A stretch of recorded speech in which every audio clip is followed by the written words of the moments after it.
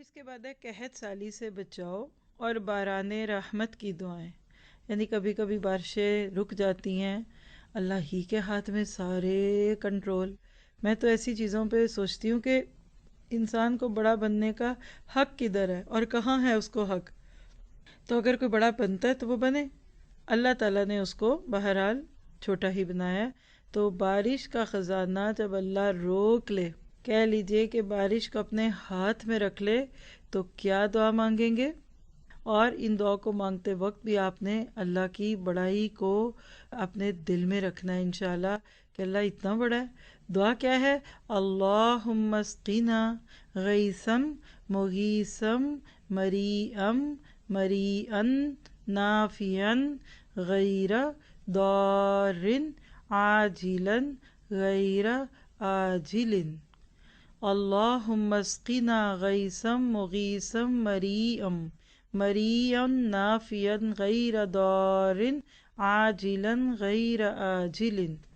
اے اللہ تو ہمیں ایسی بارش سے سیراب کر جو مددگار، خوشگوار، سرسبز کرنے والی اور مفید ہو، نقصان دہ نہ ہو، جلد ہو، دیر سے آنے والی نہ ہو.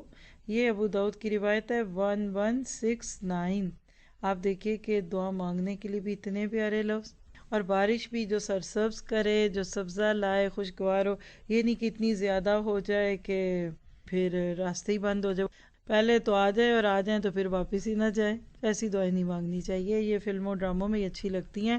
عام زندگی میں کیا ہے، اللہ نفع والی بارش ہو، کسی کی چھتیں نہ گریں، کسی کے بچے نہ بیمار ہوں.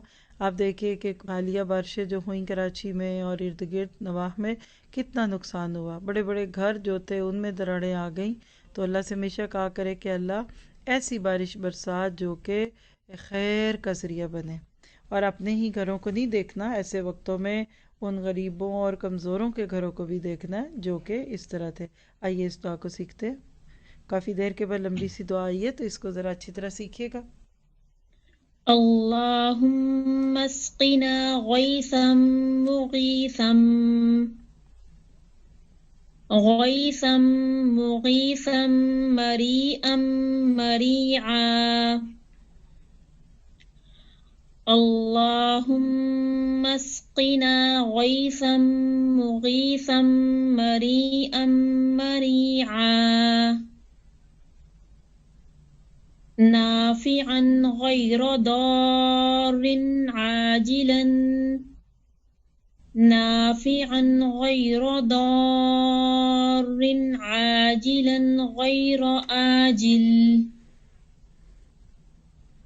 اللہم اسقنا غیثا مغیثا مریئا مریعا نافعا غیر ضار عاجلا غیر آجل. اللہم اسقنا غیثا مغیثا مریئا مریعا نافعا غیر ضار عاجلا غیر آجل.